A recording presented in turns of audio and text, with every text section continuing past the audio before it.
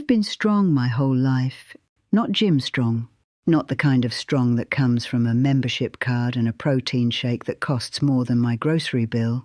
The kind of strong that comes from working land, raising children, burying people you loved, and getting up the next morning anyway. I am 102 years old.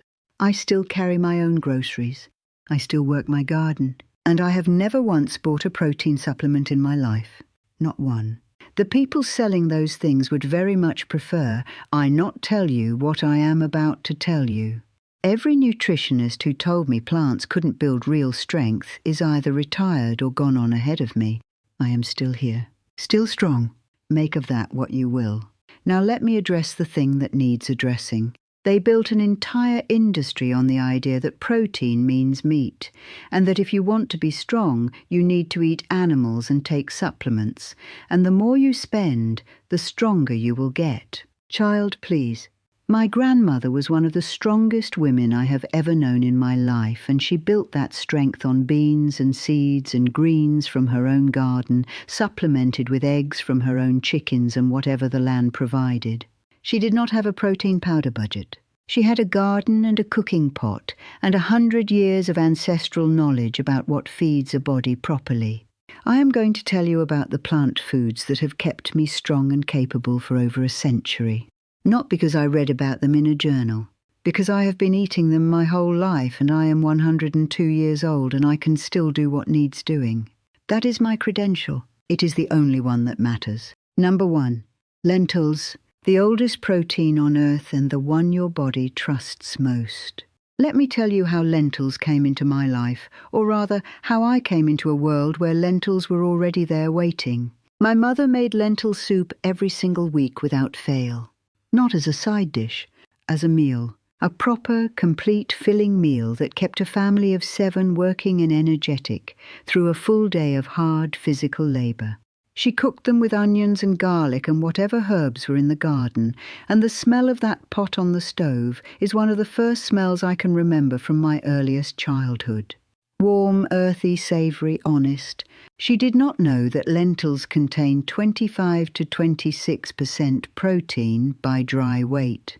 She did not know that 1 cooked cup provides 18 grams of protein. She did not know about amino acids or bioavailability. She knew that when you ate lentils you stayed full and stayed strong, and that her mother had fed her family the same way, and her mother's mother before that. Now here is the science in plain language. Lentils are one of the most protein-dense foods available, and that protein is accompanied by fibre, folate, iron and manganese in quantities that most meat simply cannot match. The fibre is what the scientists call a prebiotic. That is just a fancy word for food that feeds the good bacteria living in your gut, the ones that run your immune system and your digestion, and more of your health than most people understand. They have been dismissed as poverty food, food for people who cannot afford anything better. That judgment tells you everything about the people making it and nothing useful about lentils. Lentils have been feeding humanity continuously for 13,000 years. They are in the Bible. Ancient civilizations across the Middle East and Mediterranean built themselves on lentils. The most enduring agricultural communities in human history ate lentils as a cornerstone of their diet. Cook them from dried. They need no soaking and are ready in 20 to 30 minutes. Season them properly, they deserve it. My mother's soup with garlic and cumin and a splash of something acidic at the end is still the version I make. Still the best protein meal I know. Number 2. Hemp seeds.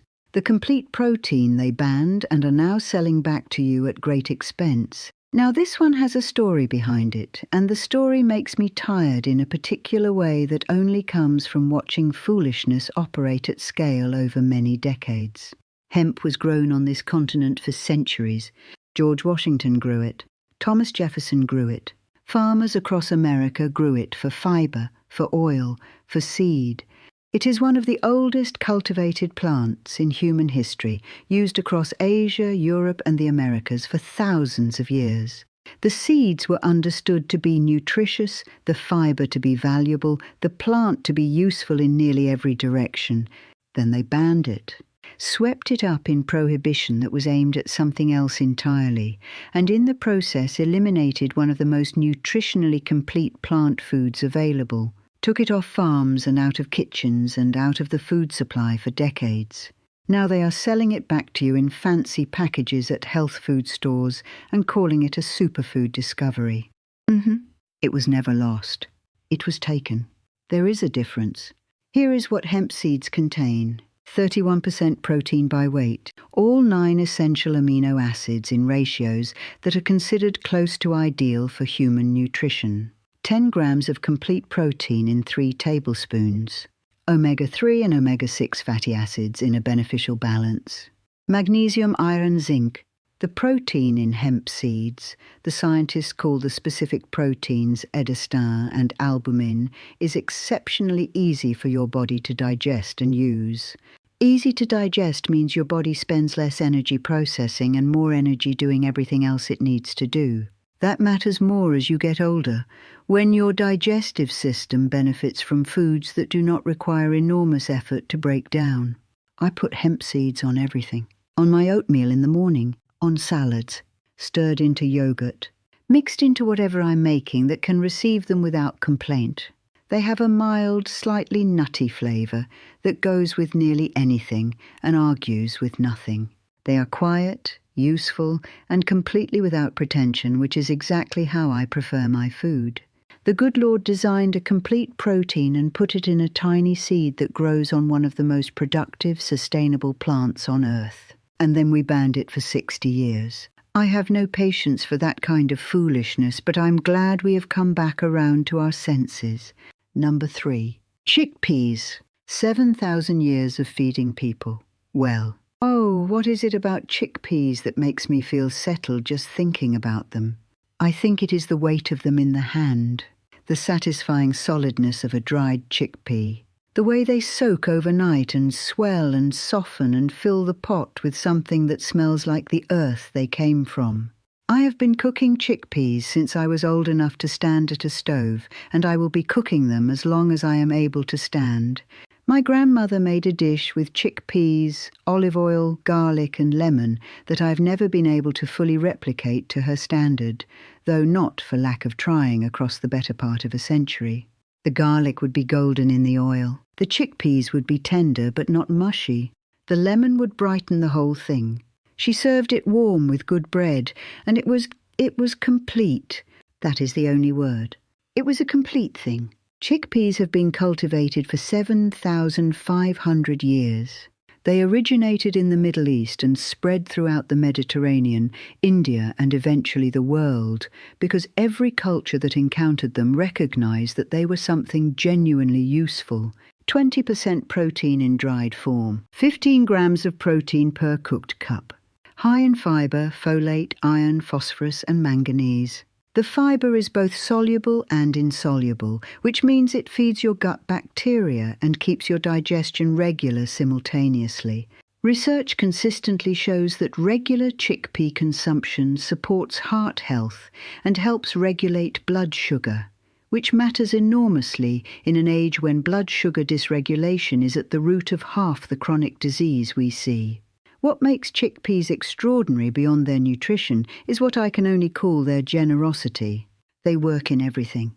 Cooked whole in stews and soups, mashed into hummus, ground into flour for flatbreads and batters, roasted into crunchy snacks. Every form is different, every form is good, every form delivers real protein and real nourishment.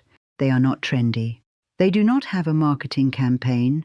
They have 7,500 years of feeding people well, and that track record is worth more than any endorsement you will ever see on a supplement bottle. Number 4. Pumpkin seeds. The nutrition hidden inside the decoration. Now here is the one that makes me shake my head at what we have allowed to become normal. Every fall people bring home pumpkins. They carve faces into them, light candles inside them, set them on the porch, and then they scoop out the seeds and the most nutritious part of the entire pumpkin and throw them in the garbage. Or they roast a small batch and eat them as a seasonal snack without understanding what they are actually consuming. My mother never threw away a pumpkin seed in her life. Neither did her mother. The seeds were rinsed, dried, and either roasted for eating or saved for planting, because nothing that useful got discarded. They understood, without the science, just from the observation of generations, that those seeds carried something significant. 30% protein by weight, 9 grams of protein per quarter cup. The highest magnesium content of almost any food you can name, and magnesium, listen to me now, magnesium is involved in over 300 processes in your body. 300. Muscle function, nerve function, blood sugar regulation, blood pressure, protein synthesis, sleep quality. When you are deficient in magnesium, which most people in the modern world are because the soil has been depleted and the processed food they eat contains almost none, you feel it everywhere. Muscle cramps, poor sleep, anxiety, fatigue. Pumpkin seeds address that deficiency directly and deliciously. They are also rich in zinc, which supports immune function, wound healing, and particularly relevant for maintaining strength as you age, testosterone production in men, and hormonal balance more broadly. Iron, healthy fats, antioxidants in the oil. Roast them yourself from fresh pumpkins and winter squash every fall. Save them year-round by buying the shelled seeds, which the Mexicans call pepitas, from any grocery store. Put them on salads, in soups, in granola, in trail mix. Grind them into sauces and pestos. Eat them by the handful as a snack. The Lord put extraordinary nutrition inside what we decided to use as a decoration. That is on us, not on the pumpkin. Number 5. Amaranth, the sacred grain they tried to erase and could not. I saved this one for last because its story is the most remarkable, and because what it survived to reach your table says something important. The Aztec Empire was built in significant part on amaranth. It was so central to Aztec life, to their nutrition, their ceremonies, their identity, that when the Spanish conquistadors arrived and wanted to break the civilization they were conquering, one of the things they did was ban amaranth cultivation, made it illegal to grow, destroyed the fields, tried to erase the plant from the food supply the way you might try to erase a language. The people kept growing it in secret, in hidden gardens. Saved seed passed from hand to hand, and the plant survived. Because some things are too true to be destroyed. Amaranth contains 14 to 18% protein, and what makes that protein remarkable is its amino acid profile. Most grains are limited in an amino acid called lysine. That is one of the 9 essential amino acids your body cannot make on its own and must get from food. Amaranth has it in abundance. The researchers say amaranth protein is comparable in quality to milk protein. That is a significant statement for a grain.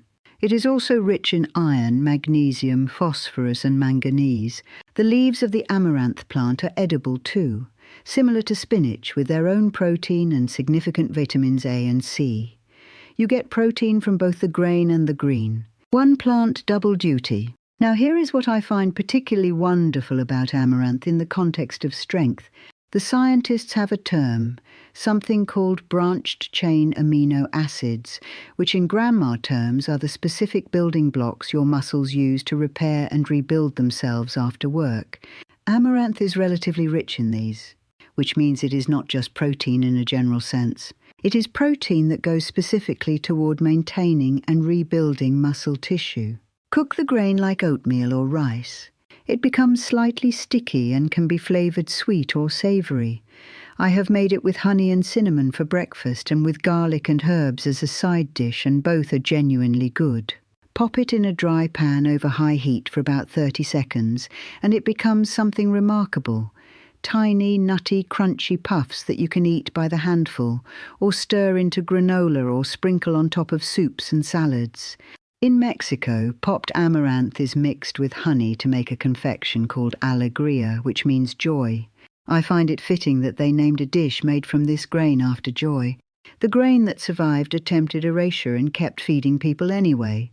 That is a joyful thing. Now, I want to tell you what all 5 of these plants have in common, beyond their protein content, because the protein is real and it matters, but it is not the whole story.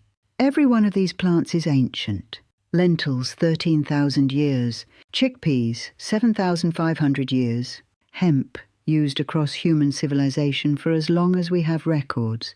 Pumpkin seeds, valued by indigenous peoples of North America for thousands of years. Amaranth, sacred enough to the Aztec Empire that someone tried to eliminate it.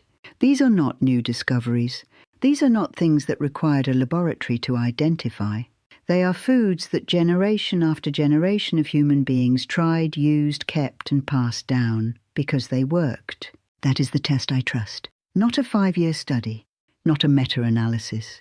Thousands of years of human beings eating something and remaining strong enough to plant it again next season, and the season after that, and all the seasons down to today. The protein supplement industry wants you to believe that the answer is something new, something proprietary, something they invented, and you cannot get any other way. They want you dependent on them. Every month another purchase. Every year a new formulation that is somehow better than last year's. My grandmother was not dependent on anyone for her strength. She grew and cooked and ate from the earth. She knew which plants built muscle and which ones built bone and which ones built immunity, not because someone published a paper, but because her mother knew and her mother's mother before that. That knowledge is not lost. It is sitting in your grocery store right now, largely unlabeled and unmarketed and underpriced, waiting for you to remember that real food is the real medicine. But I want to close with something deeper than any seed or grain. Strength is not only physical. I have known people with strong bodies and weak spirits, and I have known people with aging bodies and indestructible spirits, and the second group outlives the first more often than you would expect. I am strong at 102 not only because of lentils and hemp seeds and chickpeas. I am strong because I have something to get up for.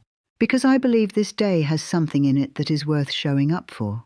Because I have loved people deeply and lost some of them and kept going and found that grief survived becomes a kind of strength that nothing in the physical world can replicate. Feed your body the real food it was designed to thrive on.